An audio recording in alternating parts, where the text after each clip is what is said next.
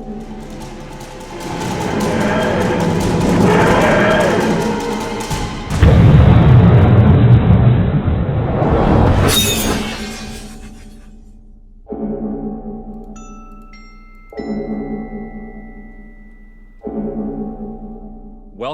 to the My Best Enemy panel at Console Room 2021. Here's the description. The Doctor has encountered many non-monster enemies throughout their thousands of years. Let's discuss our favorites. I'm Bill Evenson. I'm Dave Barsky. And I'm Jeff Elston. All right. So the way we thought we would talk about this is first we've got to figure out how we define a villain and how we define a monster. You got any thoughts on that, Dave? Well, I mean, I think we would say a monster, or conversely, a non-monster is a humanoid type of person. It looks like us, perhaps. Maybe he's got, the stereotypical Star Trek Next Generation few ridges on their forehead or something like that. But, no giant tentacles, no bug eyes per se. Yeah, I mean, you would mistake him for human walking down the street. Yeah, so we're not talking Daleks. Jeff? Yeah, we're not talking Daleks. We're not talking, any, even hemovores, things like that. Like we're talking, the monsters that are more, villains that look like us. Also, sorry, Jeff, I think we should eliminate any that can shapeshift like the Zygons. Yep, I think that's a good call because their native presentation is not like us. We do have an audience here in this panel that you will hopefully hear from later, and we already have one comment about just talking about John Aveniri from Ambassadors of Death for the next hour. So that's a perfect example, right? Why wouldn't we? And perfect example of the type of villain I think we'll be discussing in this panel. All right, so one of the first villains that come to mind, given those parameters, are the Time Lords. So we figured we probably end up eliminating them right off the bat. Well, I don't know if I'd want to, actually. Okay. I mean, I think, look, they're Time Lord villains that when the Doctor goes to Gallifrey, per se, or Gallifrey, depending on which Doctor it is at what time. True. But there are some that he encounters peripherally, like the meddling monk. I would not want to eliminate. We don't see him on Gallifrey, but I'd like to see him come back, quite frankly. So, my first thought, of course, is the Master. And at one point, at least, he does look like a monster. Mm-hmm. So does the fact that he or they have been around the whole time and mostly not looked like a monster, but for a couple episodes was pretty monstrous looking, does that throw them out of contention? Well, thankfully there is also over this convention weekend there is a whole panel, for sure one, there maybe is more, but there's a whole panel about the Master, more sort of retrospective style. So I think that the Master can safely be left in that panel for sure, because there's just, the Master has taken many forms, and I just think we could spend this whole panel talking about the Master as well. So I think that that one is probably best left. He comes back so many times anyway. Yes. I think it's more like who we'd like to see come back, who we're intrigued by, perhaps. And I'm for what it's worth, Dave, I would love to see the meddling monk come back as well, because we got him 2 stories, well, 1.5 kind of. He wasn't in the whole of Master Plan, but I would love to see the monk come back, do something different with him like he did in the New Adventures. So I'd be good with that. Yeah, I'm not versed in the New Adventures at all, but I think whereas the Master per se it likes to just destroy things and wants to, even including the universe, the monk just wants to screw things up. He wants to mix it up, and I think that, it'd be perfect. It would have been perfect for something like during the Moffat era, perhaps, with all the timey-wiminess he liked to infuse. I think it would be great, and he would have been a great writer for it, especially against Matt Smith's Doctor. And of course, the meddling monk could be played by anyone because he's a Time Lord. He's a Time Lord. That's right. Time Lord. We actually just had a really good comment in the chat from our friend Matt, who said, you could argue that the very first villains were the members of the Tribe of Gum in an Unearthly Child or 100,000 BC, depending on how you name that story. But I think that that's probably a good jumping off point for the list that we sort of preliminarily put together about who some of these villains are. Mm-hmm. So I think you're right, Matt. And we're off. That's exactly where I would start. I would start in episode 1, right? Because I believe it's Cal whose shadow appears at the end of the very first episode. So the very first, and I think there's some discussion about whether Cal is the villain of that piece or Za. Mm-hmm. And I think from episode to episode, from moment to moment, you can pick any of them. Yeah, so well, by the end of the story, everybody's throwing rocks at them. So. Exactly. And like Robert said, Old Mother. Exactly. Yeah. Yep. I was going to say we have a vote for Old Mother as well. And I mean, you could easily say that. But then she also, she freed them because she was like, I don't want to mess around with fire. So I think that there's also the consideration of like, are they villains because they're outright evil, or are they villains because they're doing what the Doctor doesn't want them to do?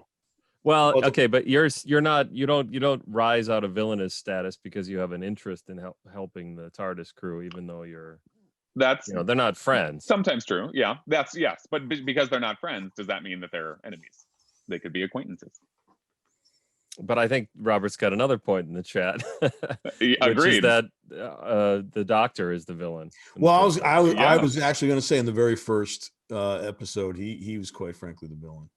Yeah, he's completely the villain. In the pilot, he's the well. Especially if that poor caveman gets. Well, I was going to say he was going to straight up murder a caveman in the forest because he was going to slow him down. Like that's pretty villainous, I would say. Well, I mean, and that continues on until the next serial too, when he purposefully strands them to investigate the Dalek City. That's true. That's very true. I mean, and then look at what he does in the next story one after that. Exactly. His character is just so nebulous. I mean, and that was one of the great things about the first Doctor, but I digress. Totally. Yeah. We could talk about Hartnell as villain, or Doctor in general as villain. I'm sure this whole panel too. Maybe we'll have to take a note of that for 2022. So, Bill, take a note in your planner about That's that. That's right, for next year. For 2022, yeah. When who knows? We'll do this one in person. Oh, hopefully, yeah. Hopefully the world will be back to somewhat of a normal time by then. Any other non-monster villains in the Hartnell era jump out for anybody? I think I don't know if there's any that say, oh yeah, I'd love to see them come back for sure, because they certainly don't. I don't have any anyway. We had a call out in the chat here for Mavic Chen from the Daleks Master Plan. So again, he is obviously orchestrating a pretty large scale plan with the Daleks. So we're not talking about the Daleks, but they had him as their humanoid co-conspirator. So I think he's definitely a worthy adversary. What would he do if he were to come back? I mean, I guess he's got big plans for the universe himself, so it could be anything. But is he just a proto master, kind of like we saw in the War Game? Yeah, that's true. He's Machiavellian, basically, isn't he? His plans are always involving some other big movements by other people. I'm not impressed by Mavic Chen. Yeah. Now we have another call here from Maga. From Galaxy 4. So the eyebrows make her a monster. Yeah. I see. All right. Okay. So whoever is watching this, please share your comments and let us know what you think about do the eyebrows disqualify Maga and her compatriots in Galaxy 4? Not at all. I would like to know that. But in the comments also, Jason said the toy maker, and of course he was slated to come back. Right. In the missing Colin Baker season that never. That's right. That's right. And I would have loved to see that. That would have been great to have something like that, because I loved, I mean, the surrealness of that, and Doctor Who goes there not very often at all. I call it surreal anyway, sort of like what's that mind robber type of thing, I think Celestial Toymaker was definitely in that realm. Yeah, agreed. I think another one, as we were prepping for this, one that I think we're kind of interested in was Forrester from Planet of Giants, who's just, an industrialist, his company's backing DN6, but he's certainly the villain of that piece. But in a very, he's just a guy who's in this story, and I don't think they ever date that story. Someone in the chat, correct me if I'm wrong, but it seems like then present day England. But I would say that character or that type of character came back quite often. Totally. And was much better defined, especially say the Pertwee years. Like, I was just going to say, it's sort of almost a prototypical, like, sort of man from the ministry, except the man from the ministry is not generally shooting people, but sometimes, or sometimes they're hypnotized by the master. You never know. But I agree. I do have to give a shout out to Bennett, who is not a monster, except that most of the time, but dressed like one. He is a monster. Yeah. Yeah, but he came back in Scooby-Doo like 16 times. Yeah. Yeah, he's very Scooby-Doo, isn't he? But he's interesting because you think about, like, what makes him so villainous. I mean, it's how they got to that planet, how he's pretending to be, he's pretending he can't walk, and he's basically trying to kill people around him so that he can get away scot-free. So he's, in the scope of, like, villainy, he's pretty villainous. Yeah, and he kept one teenage girl alive. Yeah. I mean, I don't want to see that guy back. Yeah, no. I don't think he'd have a lot to good. And there's something to be said for, I think, the fact that he I'm sure he's dead, because he clearly gets his comeuppance from the last couple of remaining Didonians at the end of that story. So in that way, I feel like sort of satisfying, because you don't always see the villains reach what seems to be a very finite, in my mind, satisfactory end, because he got, you could argue he got what was coming to him for everything he had done. It wasn't for those meddling kids. That's right, and those meddling Didonians. Yeah, unlike so he comes off scot-free. All right, we're gonna run out of time. We're still on the first Doctor. Yeah, I know. Second Doctor, Jeff. Who jumps out at? So second Doctor, I mean, again, right from the jump, we have Bragan in Power of the Daleks, Solicitor Gray and the Highlanders. There's a lot of different options. I'd love to know. So those people who are our live audience right now, feel free to throw some out. But another one we talked about, Salamander. Yes. For sure. Yep. That's. I mean, think about it. How great would that have been if Troughton came back for Colin Baker's era as Salamander rather than the second Doctor? That would have been cool. That would have been amazing. Yeah. And I mean, like I said, the last we saw him, he was in the time vortex. I don't know what that's right. Yeah. That's right. Time vortex will take you anywhere. He could be he could be a chronivore now. He could be any number of things. I mean, who knows? You're right. Last scene there, and there's no reason to think he has to be dead. So he could come back. I see Ben mentioned Tobias Vaughn, another good one. And Packer. Don't forget Packer. Yeah, Packer. Everyone needs a toady if you're gonna try to take over the world. One of my favorite non-monster villains from another era coming up is a toady. No, okay. Look forward to that.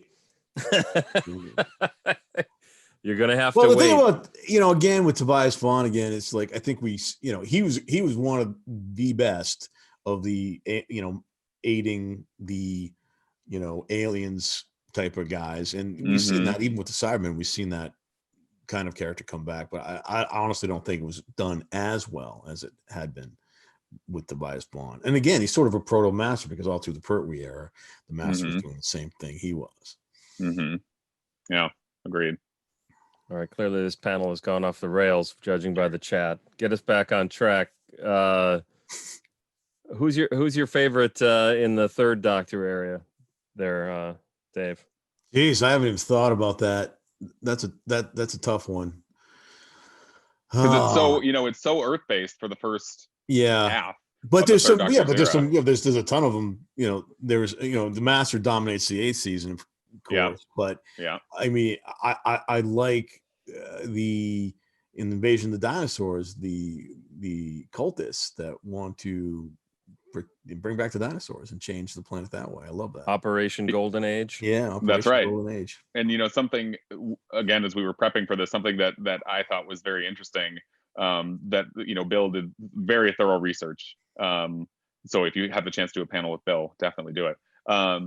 Because one of the things he called out was who's part of Operation Golden Age. Mike Yates. So Mike Yates, the Doctor's compatriot, he's He's a unit captain, yet he very earnestly believes in Operation Golden Age, to the point where he, is absolutely siding with certainly people who are more villainous than that and aren't necessarily as good-hearted as him, but he, for plot purposes, is absolutely a villain in that story.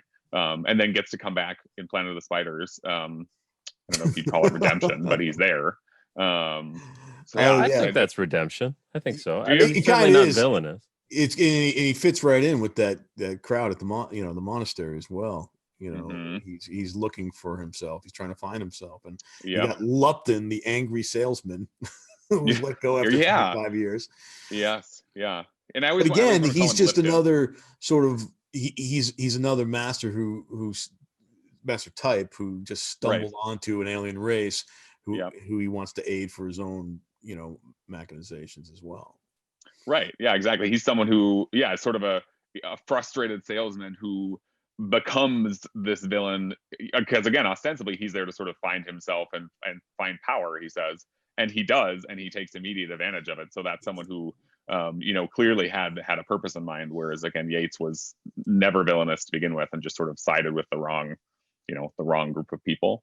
So it's interesting to think about that, how there's sort of the different levels of villainy. Like, are they bad from the outset? Are they just the man from the ministry and that they're just sort of following orders? Are they someone who sort of turned to the dark side because it was tempting? Or are they someone like Yates who didn't really see it as a bad thing and was trying to do the right thing for the world? Like, there's all these different layers, whereas it's easier to look at, say, a monster like the Daleks or the Cybermen or the Zygons and just to see them sort of like, well, they're monsters, and they're going to be bad. Even though that's not always the case either. So I think there's a lot to potentially sort of pick apart there. Although I think I would argue that Lupton is probably the most criminal thing about him is he just doesn't do his research. I mean, he wants to attain power through meditation. I'm pretty sure that's not how that works. I thought you were going to say the worst thing about the most offensive thing was his horrible mock turtleneck. Oh, I actually am a big fan of mock turtlenecks. Oh, okay. Well, there you go. That's my favorite thing about Lupton. So see, now that's how, now we realize that Dave is partially villainous. So now we know.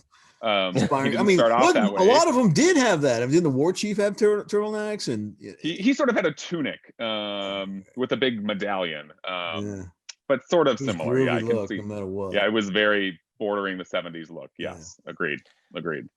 One of the things I thought was funny interesting when I started to think about the non-monster villains is I kind of thought that there would be an abundance of them in the 60s because we've got the historicals. So obviously you got a lot of stories where there are no monsters.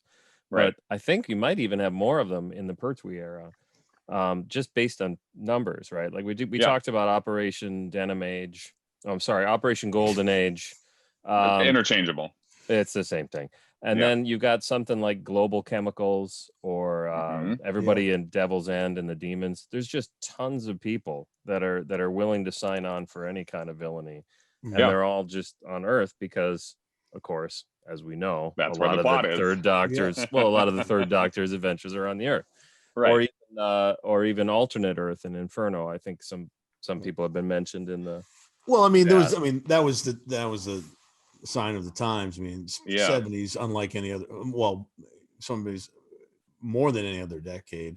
Really, science fiction really reflected what was going on at the time, socially. And you got the mining crisis, you got energy crisis. And you look at ICM.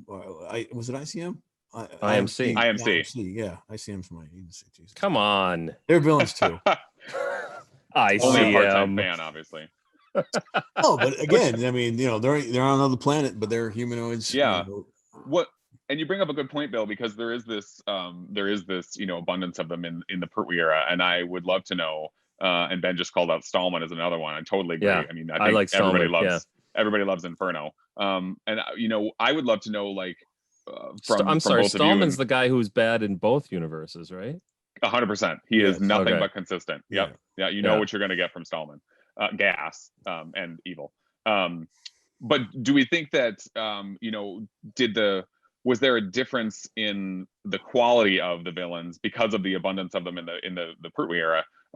Did it feel like they shifted, or did it feel like their it seems like there were probably more of them, but did they change in quality, or did it change the quality of the show to have this abundance of, human villains or humanoid villains? I would say, I would argue it improved it. I mean, you improved it. Okay. I think we had more consistency in the writing. Yep. You had great writers, and of course, Malcolm Hulk was one of the guys who really was at the top with those kind of villains anyway. Yeah. And whereas we just came out of the Monster Doctors era, so they were just all about cheap scares sometimes, which is fine. Yep. I love those stories, but I mean, again, they were reflecting what was going on at the time in the 70s, especially in England, and you had some damn good writing. Yeah. Mm-hmm. Yeah, that's true. And Robert makes a good point. It might be unfair for me to tar all these humans with the same brush, but I think you'll find in most of these stories there is at least one human that you can call a villain. Yeah. Let's see, who was I saying? Robert's comment here, for those of you that can't see it, was that a lot of the Pertwee era villains weren't truly sort of villainous. They were mad, or they were misguided. But that things like that made people like the Master, especially because, to your point earlier, Dave, he dominated all of season 8, and then obviously came back several times after that. Made someone like him stand out that much more as truly villainous. But I think in some way that was kind of tempered a little bit because of the nature of the relationship between the Doctor and the Master, like because it was almost like he looked forward to their continued interaction, such that he even prevented, by taking his dematerialization circuit, kept him in the running. Like, he shouldn't have been surprised when he showed up story after story in season 8, at least for some of it, because he took his his means of leaving the Earth, so of course he was going to show back up. So villains for some may be a strong word that may offend you, but we can call them antagonists. If you want to. Because if you look at the Silurians, one would argue that the Brigadier turns out to be the villain. Absolutely, there you go. Yes. There you go. That's another good example of someone who you look at as a protagonist for sure, if not a hero, and then he blows them all up at the end of that story. At the end of Doctor and the Silurians, he blows them up, much to the Doctor's frustration and anger. So yeah, that's a really good call. And yes, Robert called out here, the Doctor literally said that he was looking forward to seeing the Master again, which is true. Yeah. And I don't think you can say that about. He goes and visits him in prison. Yeah, right. There's something going on there. I can't wait to see how you're going to kill people next. Oh, you crazy Master! How are you going to top that inflatable chair? Right. Well, right. The inflatable chair was really something. I love that. One of my favorite serials. Bill, you got to tell us though. It's time. We're in that era. Who's the toady you were talking about? Oh yeah. Oh, you were getting to the 4th Doctor era. You said 3rd. Okay. I thought you said 3rd. Oh, I just meant a future era. I didn't. Right. Okay. Well, I'll tell you, because now it's a good segue. Great. I was going to mention Niter from the 4th Doctor's era. Oh yes. I think he's a great villain, and there's no way the fact that he's a toady makes him in any way secondary. He's a villain. That guy's a strong villain. Well, he's literally the legs and arms of That's true. Villain, That's true. That's true. Yep. Yeah. He's not the eyes and ears, he's the arms and legs of Davros. Yeah, that's a good call. But he might not be my favorite. Yeah. He's the heavy. I think I just said he was my favorite, but he might not be my favorite because of Harrison Chase. But yes. Harrison Chase is great. He actually, when first signed up for this panel, I did think of him. He's wonderfully arch, for lack of a better term. Yeah, totally. Yep. Obviously molded off of typical Bond guys who have twisted ways of thinking that they're going to dominate the planet. But he's so much fun to watch. And that's I like what you said about Bond, because that's I think that's interesting too, like how the era, what was happening in movies and TV and in every era, but I think in that one in particular, how they were then reflected back in Doctor Who by showing people like Harrison Chase or Niter or whoever. So I think that's interesting to consider as well. How the era in which the show was made. Of course, it molds everything to some extent, but certainly there are archetypes like that, like, a Bond villain. All right, well, let's put a Bond villain in Doctor Who, or let's put a mad scientist in Doctor Who, or whatever. Who's the guy that works for Chase? I can't think of his name now. It's gosh, killing me. It's going to come in the chat here in about 2 seconds. Yeah, someone's gonna. It's. Anyways, he's the villain in most of those actual situations. Yep. I think he's the Scorby. Scorby, of Get course. Dunbar. Thank you, Ben. Thank you, Ben. Yeah, yes, that's right.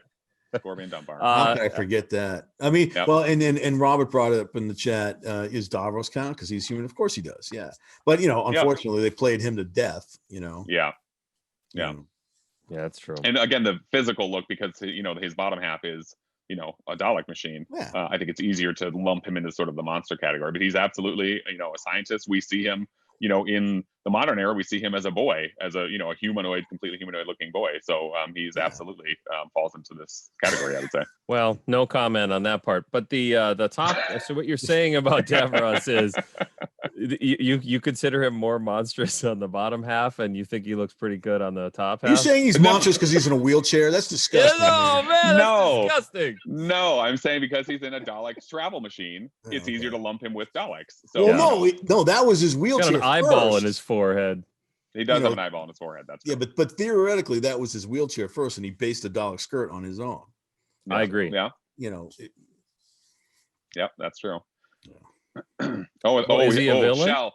Have we decided he's a villain? Davros? Yeah, I'm just kidding. Go ahead. I was going to say, Shell brought up someone that we were very, I think, interested in yesterday when we were prepping for this, Vivian Faye, aka the Kaliak from Stones of Blood. I think unique. I can't unfortunately hear. In the history of sound issues again. Sorry, Bill's losing it. Can you still hear me, Dave? I can hear you. Okay, it's just Bill. Okay. The fact that Vivian Faye, is a I'll just strong wait till the female lips character. stop moving. Okay. That she's a strong female character and a strong female villain who's very powerful. She's lived for hundreds of years. She has this, piece of the key to time, and she can, travel and all these things. So, I think she's a great example of a humanoid villain in the show. Well, yeah, I like her because she's got the capability to travel through space. So the Doctor can theoretically meet with her in another time. In another place, in another setting. So that's the kind of the dimension that character can bring to a new story with it.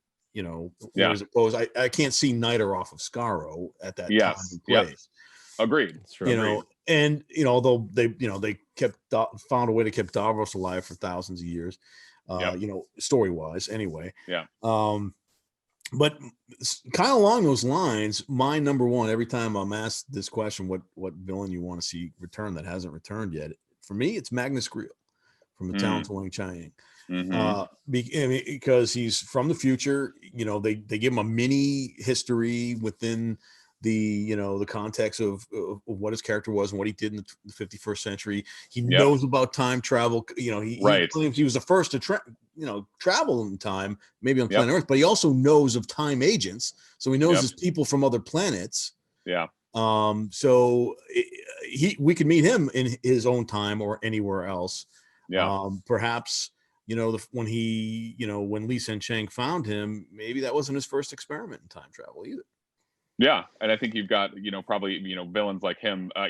Let's not forget that Vivian Faye as the Kaliak is imprisoned inside a stone. She's not dead, so she could be brought back.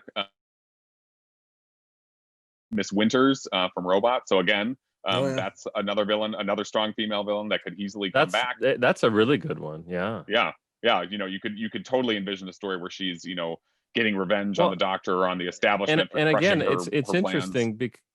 It's interesting because it's obviously everybody considers that to be a sort of an extension of the Pertwee era. It's the same crew that put it together, and it reads the same. But there you go again, a group of people. So you could take that whole group. The professor in that one too. Yeah, agreed.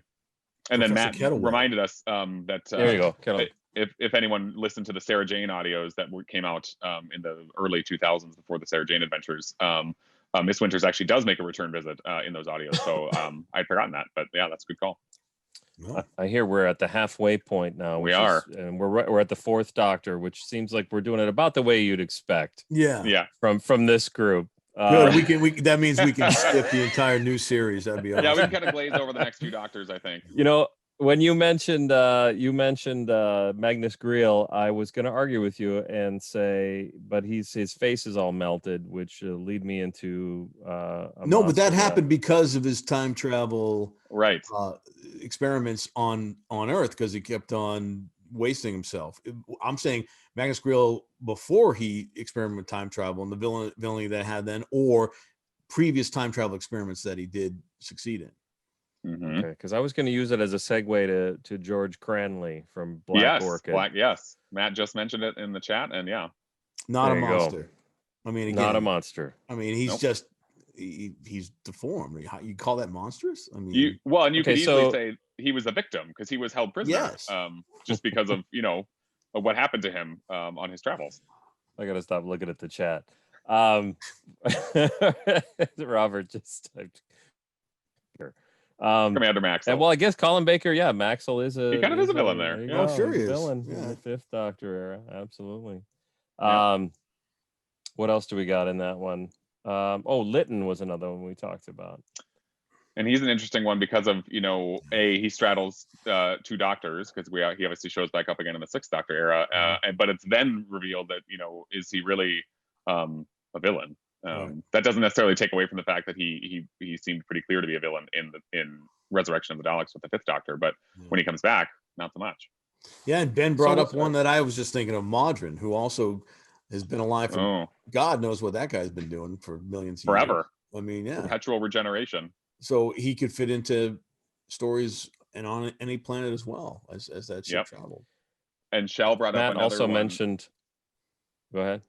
I was just going to say, Shell brought up another one in Turlough, who is a rare example of a villain who then becomes a companion, and for his first couple stories at least continues to try to kill the Doctor, because that's the deal that he's made, again, for I don't know if I'd call them altruistic reasons, but because he just wants to get home, he wants to get off Earth, and so he doesn't know the Black Guardian. No, they're purely selfish reasons. So they are selfish, yes, but is he a villain because of that? Maybe. I mean, he's trying to kill the Doctor. Yeah, if you're trying to kill someone, I'd say you're a villain. Yeah. What about Adric? If you're gonna go Turlough, I gotta go Adric. The guy under the Fifth Doctor era is doing way more harm than good every story. Right? He teams up with that crazy guy in Kinda. He's causing trouble. Everybody his fellow companions push him over and try and kill him in Fort of Doomsday. Yeah. And then when he hits his head and it looks like he's gonna bleed out, Tegan just leaves. Bounces. Yeah, she's out. She's like, I've got the key to the TARDIS and I'm leaving. See ya. I guess I'm saying Adric is a villain. At the very least, Matthew Waterhouse. Yeah. Well, and it's interesting because then, of course, he has that cameo in Time Flight, and they just push right through him. They're like, nope, we don't care. Yeah. Tegan's like, didn't I leave you for dead on that spaceship in Fort of Doomsday? So clearly we know how they felt about him. Barusa is another good one that, like Matt said, I think that was on my Time Lord list, so we'd have to page back up. But basically, almost any Time Lord, it seems like, comes back as a villain.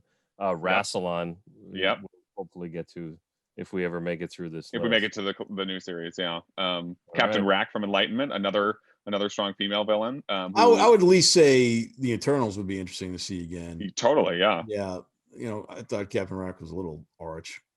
Very arch for sure. As was her. Who did Lee John play? Lee. Oh yeah. What was the name of that character? But again, very arch as well. Yeah. So Mansell. Yeah. That's what Ben says. So thanks, Ben. We'll take it. It's probably right. Should we roll it to the Sixth Doctor? Sabalam Glitz? No. Actually, the Valyard is probably the biggest one. That would be the most interesting one. Yes. Yeah. Time Lord, obviously, but we've got some good ones. We've got the Rani, of course, 6th and 7th. Oh yeah, the Rani, of course. Yeah. Dastari, someone who was friends with the Doctor, and then again aligned himself with, again, for what he thought was the right reasons, because he did all this genetic manipulation on Cassini and felt like, of course, well, she must know the right thing to do, so didn't question her plan, but you have to also assume his vanity there, because he's the one who did the genetic manipulation on her, or augmentation. So yeah, that's a good call out. Ooh, no idea what you're talking about.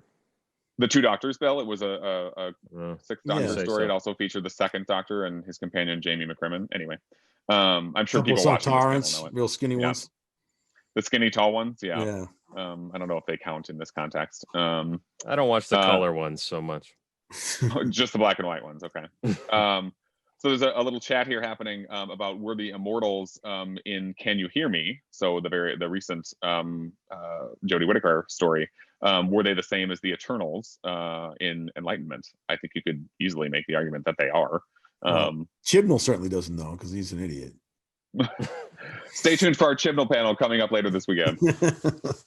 Or just as likely he'll say they are if he feels like it. I think that's the exactly. Yeah. Someone decides it. But I think the nice thing is they can absolutely live in that gray space of they could be, or maybe they aren't. Who knows? Anyone else from the Sixth Doctor era? We talked about Lytton already. I think we're good. Seventh Doctor era. We've got. Well, I think you've got a lot actually. No, there's a ton in the Seventh Doctor era. The Bannermen, the Gavrok, yeah. Someone who's just evil for the sake of being evil. Yeah. The Cannibals in Paradise Towers. Yeah. So Ben says the Kangs. Now, are they monsters? No, they're not villains. I wouldn't say they're villains. They battled each other, but I wouldn't say they were villains per se. Yeah, they didn't have great wigs, but I wouldn't call them monsters. And the Rezzies, yes. Thank you, Matt. The Rezzies! There you go. They're cannibals. So I would say, yes, they're cannibals maybe by, because I would say because they didn't have other options, but they were clearly feeding Mel some delicious looking cakes and tea and crumpets. So they had other food. So I think that makes them probably one of the more evil ones because they just decided they were going to eat people. Well, no, they might not have the sources of protein might have been lacking. That is true. I mean, it's a big jump to then go to let's eat people, but but like you said, if that's all they got in the towers, then sure. Yeah. I mean, it's easy enough. I would say no. They're just people who needed to survive. Yeah, Matt says that Pex drank all the protein shakes, which is very possible. It didn't look and I think like that there's a whole sort of undiscovered, there's layers to peel back in Paradise Towers because there's this war that we don't know anything about. They're trapped, presumably they're trapped in this tower. What lies outside, we don't know. Is it a war zone? Is it radioactive? Are they only safe in the so I think there's actually a lot you could peel back. There could be a whole journey that the Rezzies went on. Maybe they became very reluctant cannibals, and then obviously by the time Mel showed up, they were very gung-ho. But yeah, I think that's a really good story. And I think I like what you said though. Reluctant cannibals, I think, is generally historically accurate when you refer to cannibals. You've got a lot of things you can point to. Yeah, like if your plane crashes in the Andes or something. Plane crashes in the Andes, yeah, exactly. Yeah. Or or your I don't know what's that family that went off into the who cares. Eighth Doctor. Party. Yeah. The Donner Party, exactly. The Donners weren't they didn't go there to be cannibals. Eighth Doctor, Jeff, you mentioned Chang Li. I did. You don't consider him a villain, or you do? I think he certainly starts as one, in as much as, he's at least he starts as a bad guy. He's clearly a bad guy, and that he's, mixed up with the wrong crowd. I always got the sense that he was sort of, I always got the sense that he was almost like the little brother, like he was tagging along. I mean, that wasn't proved out in any dialogue, but that's always the sense I got. And then, as others have done, aligned himself, in this case, with the Master, as again, many people have done. And then thinking, he says to him, Genghis Khan, what about him? That was him. So that, when you think that the Doctor is this terrible villain, are you being a villain by trying to stop him and trying to get what he's been told is the Master's, ship back? Probably not, but I think there's a case to be made there for he's at least on par with Turlough as starting off as being villainous, and then ending up not being so much villainous. Ooh. Okay. Matt has a good one here for the Eighth Doctor. So cast. So we're getting into the very much the new series, The Night of the Doctor. She's the one who, deadlocked, sealed the door, and then that's true. She kills the Eighth Doctor. Right. Yeah. Because, he says it here. Yes, kills the Eighth Doctor. Yeah. Through her distress call and I'm acting like I'm clever because I read something. because it's good job, Bill. You did good. But yeah, that's a good call. I mean, through her inaction, at least she resulted, and her own death too, obviously. But then that leads us to. But she was I would say she was doing it for virtuous reasons, though, because she believed the doctor was the villain. You know? Absolutely, yeah. So, but she still caused the death of the Eighth Doctor.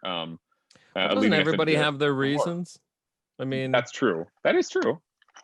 Yes, but the Doctor had become known at that point, supposedly, as the enemy of the universe for some reason. She didn't know that he really wasn't. She wasn't trying to do something she was trying to save the universe, not destroy the universe. Yeah. And I think because she knew better. She did not know better. Yeah. And I think, and I'm sure someone in the chat will correct us, wasn't it that he was not even specifically the Doctor, but just that he was a Time Lord? Because at that point in the war, I think that or at least her people were looking, the Time Lords were, if not the cause of it, they certainly weren't making the war any better. So, because it was when she found out that he had a TARDIS, and she was like bigger on the inside, and then deadlock sealed the door. Yes, that's correct. But I think I would say that if I understood her position, she's a person in the universe who's not a Time Lord and not a Dalek, that's seeing the entire universe being affected by this war between the Time Lords and the Daleks. So you're a Time Lord? Well, then I should kill you. Yeah. I mean, so much so that she was willing to die. She was willing to go down with her ship rather than be rescued and taken away by the Doctor, which is what he would have done. So yeah. I see Matt's trying to get ahead here. Well, hold on. I would like to open it up further. I mean, it's a great place to stop, really. I mean, who cares about this? Okay. I mean, look, I don't want to, if you guys want to talk about somebody. We scratched the surface of the new year. We dipped our toes in with the Night of the Doctor, so that's our sort of new series representation. However, there's lots of people, lots of villains from the new series era. So I think those could be fight again. Be on the lookout for a Chibnall panel sometime over this weekend. I think we won't be on it, but be on the lookout for one. So Matt brings up Cassandra. I think she's a monster. I just think you can be a monster even if you're a human. I mean, I do a Frankenstein podcast, so maybe I'm biased. Yeah, but like the character's name is the Monster, and he's just a guy. He's just a human. That's true. Well, maybe Matt. I mean, do you want to unmute yourself, Matt, and join us and talk more about why you think Cassandra is plead your case, Matt. Qualifies? Yeah. Well, I think she's a villain for sure. Just because she was going to sacrifice all the people on platform 1. And then of course with the body swap in the cat hospital.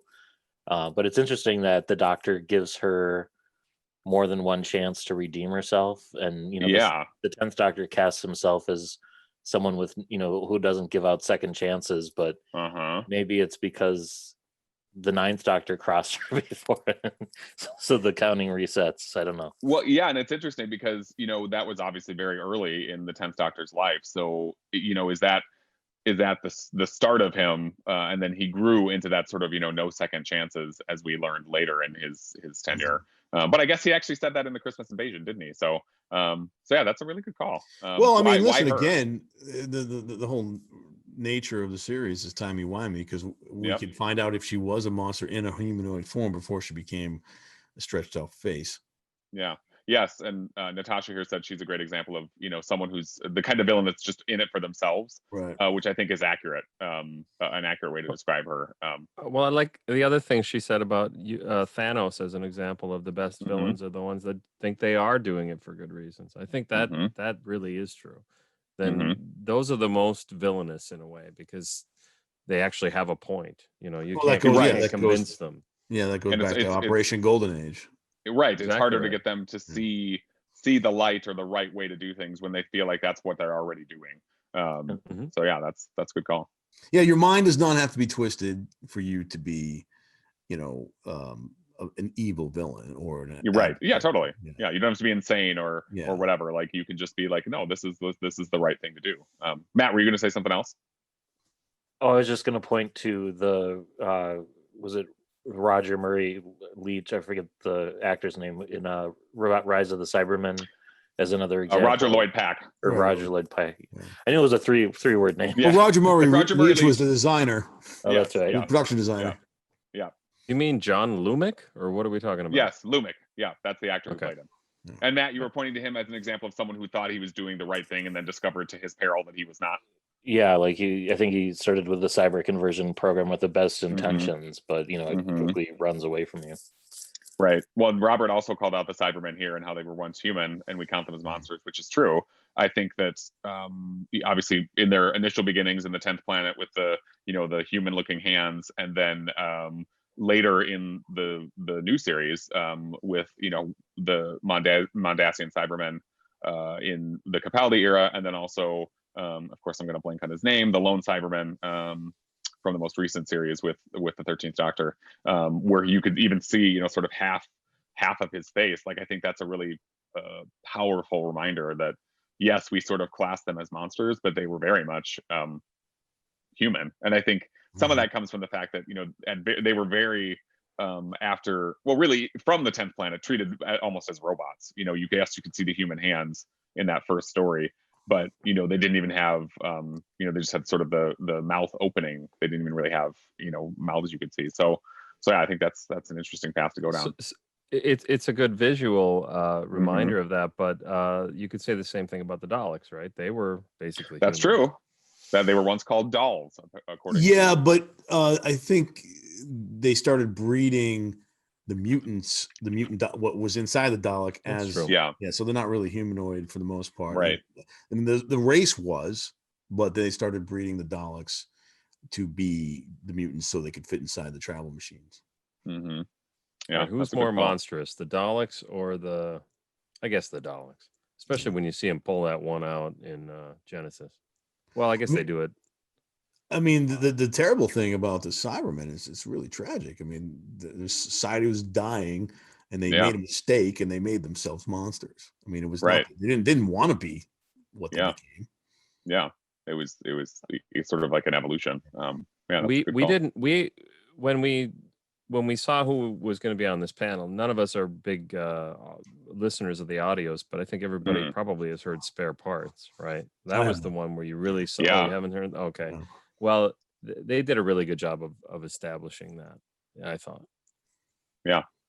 That's I'm sure there's a whole host of untapped humanoid type monsters in the Big Finish world, and certainly in the book world as well. And I'm sure Matt has all sorts of thoughts on monsters from the books, given that he has a podcast, the All New Adventures of the Doctor Who Book Club podcast, by the way.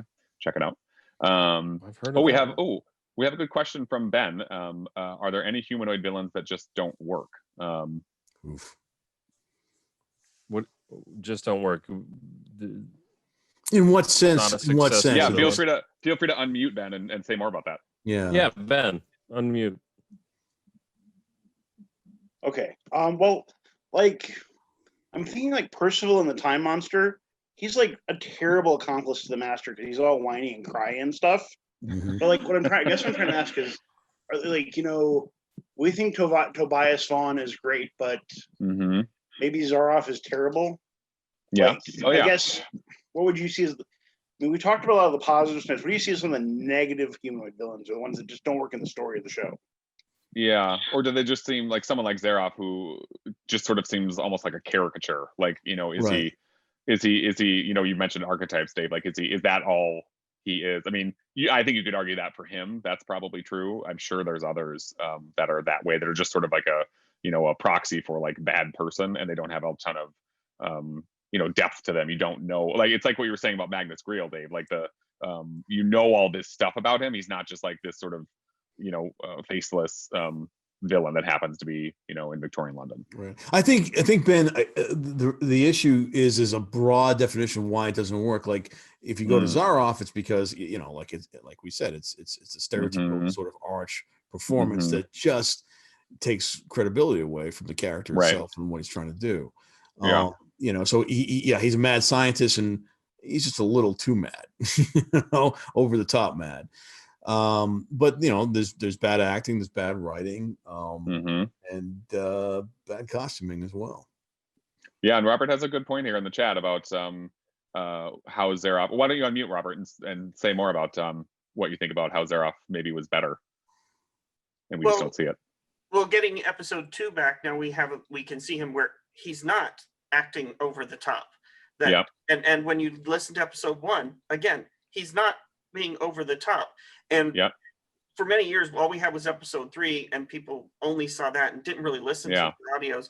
And in episode 4, it goes even more. So it's really, there's a performance there, and because the other episodes are missing, we've based our judgments on what we saw without being able to see the entire story and see the character change over the course of that story. I mean, the rating isn't that great anyway, but there is a development there. The character doesn't start out as over the top; it builds.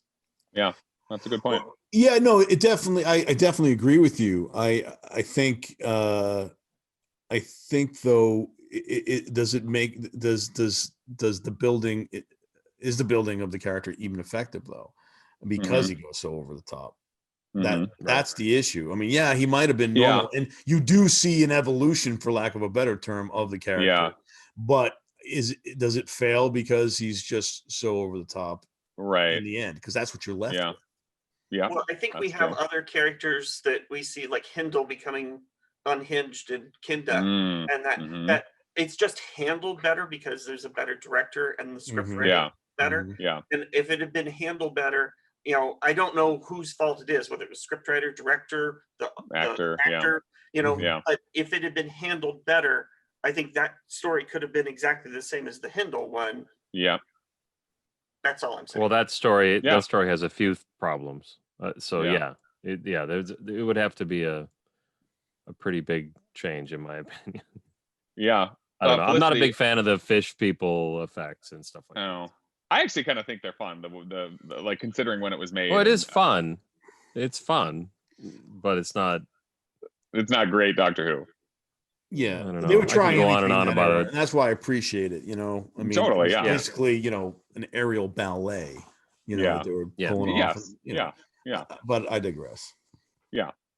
Felicity, anything you want to say about your comment here about the some of the villains in the Moffat era, which I feel like is a more heavily divisive era of the show? Well, I just, the whole panel, so many of these villains, to me, they feel more like an antagonist than an outright villain. Okay. That yes, the Doctor is against them, but I don't know. Some of them, and I'm not as big up on the classic series, so I don't know a lot of that. But like the men in the ministries, they're not villains; they're just antagonists to the Doctor. I agree. The stumbling blocks. I think most of the time, the Ministry guys in particular are stumbling blocks for the Doctor achieving his goal to destroy the villains of the piece, or the monsters of the piece, or stop them, or whatever you want to call it. But again, like I said before, I think there is a fine line between villainous and plain old antagonism. But where do you think the human co-conspirator of the big villain of a story comes into it? Or do you just focus on the actual monster and villain in that story? Well, I think in the case, going back to the invasion, the humanoid accomplice is much more interesting. I mean, you don't see the Cybermen for a long time anyway. But he's much more interesting. So I think he's more important to that story than the Cybermen, quite frankly. It could have been any villain. And Robert mentioned Madame Kavarian. So being a Moffat era villain, what are your thoughts on Madame Kavarian, Felicity? I don't understand that whole frickin' storyline, and it just makes me annoyed. And it's like, okay, it's a good visual. People with eye patches always work. It's as good of a indicator of evil as a goatee is, but I don't know. It's just another in the long line of sexy school moms that Moffat cranked out. I was going to say we had some call out here to both Moffat and RTD doing that. So Matt, it's true. With the Keely Hawes in the bank job or whatever that episode. Sorry, that Time episode. I will always think of it as the bank job from now on. I love that. I'm sorry, that's a Firefly The episode. WC Fields, yeah. Yeah. But she the Banksy job. Is what Robert said. But I mean, you can. She's not the villain to me. No, I agree with that too. Yeah. Yeah. Yeah, I think that's true. Yeah, I think that's the problem with this panel. I guess this panel it's a failure because we've kind of proven that you can't have a non-monster villain because you can always find some reason to forgive them. No, that's not true. Not in every case, but I think in a lot. Not of in them. every case. Yeah. Is are Nero? They any? Is Nero like a villain? Hindle? Well, maybe, or like Robert mentioned Hindle from Kinda, and does the sort of arc of what happens to him as far as he's sort of descending into madness, and then he's sort of changed by looking into the box, and then he's sort of calm, and he's not trying to kill people and sort of take things over again. So does that absolve him of what he did? Probably not. But it probably, to your point about what you were saying about Zaroff, Dave, like the taste you're left with in your mouth is of him sort of being calm and normal. So does that change how you see him? Maybe not as a villain or not as villainous, because by the end of it, he's fine now. Like he's not trying to hurt anyone. Yeah, that story is such a different sort of model of writing story for Doctor Who. It's not a traditional, aliens or villains versus the Doctor and his team. I mean, could you even say, the Mar is the villain? It's just something that's most likely I think the Mar is the true villain of that story. So he was just another victim, really, of the Mar. Yeah. What about somebody like Henry Van Staten from he created the internet or owns the internet or whatever. Yeah, no, he didn't create it. We all know who did that. He's an asshole, and he's the doing guy who it created for the asshole internet reasons. I mean, apparently, or owned it. I think he said he owned Probably. it. I don't know. We're on it now. He was definitely so insured. Don't want to get shut down. So, Henry, if you're watching, sorry. Matt had as we wind down here in the last couple minutes. Matt, do you want to unmute and ask this question, because I think it's a good discussion to end on.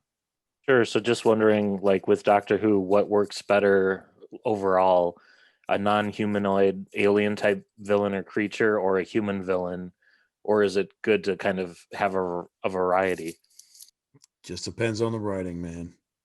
I think that's a big factor. I do, my default's going to be to say a variety, because if you had going back to the very beginning, and Sidney Newman not wanting any bug-eyed monsters, and then determining pretty quickly with the Daleks that hey, they're fine.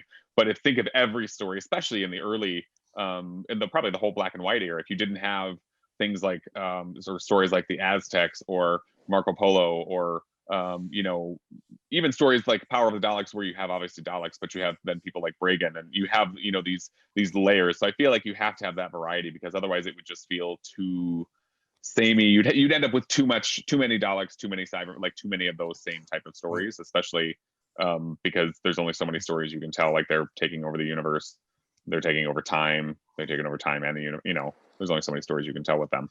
Yeah, I would like to add though, other than the good writing or bad writing, I think with humanoid villains, especially if they're from Earth, the characters tend to be more complex. They're not just trying to invade Earth because something happened on their planet, or they just want to dominate. They have different motivations, whether it be flawed or not, and they are often explored that way. Like again, going back to Operation Golden Age. I mean that when you have a human villain that you can talk to and and it's like, oh, these people from the same country we are. So what are their motivations? I think that tends to be more interesting if the writing's there. And so I might argue for humanoid villains over monsters, although the monsters is the reason why I got into the show in the first place. That was all about. Bill, what say you? You guys convinced me. I think I'm leaning towards humanoid villains because of basically the Pertwee era. You get the more interesting stories. And if you have good writing, obviously you can do anything. But generally, you're going to find that to be true. I'm just going to repeat what Barsky said. But and I was going to say, I think what you said about Obviously, the writing plays a big role, and the fact that they, tend to explore the inner workings, feelings, whatever, of those humanoid villains more. And the actor can also act more with facial expressions. That's true. When they're supposed to wearing a heavy mask, like a Zygon mask or a helmet, we can't even see their faces. Yep. But let's not forget, there's nothing scarier than a Yeti on your loo in Tootingbeck. Tootingbeck. That's right. I don't know why that's scary. It's like the least scary thing I can think of. I would be, I guess I'd say perplexed if I saw a Yeti on my loo. I don't know that I'd run away, but I'd be like, oh, all right, well, guess I'll use the other bathroom. So wait till he's done. I'll wait till he's done. Don't forget to flush. But I think what you said, Barsky, about if I saw that, I'd lose my Sherpa, man. Yeah.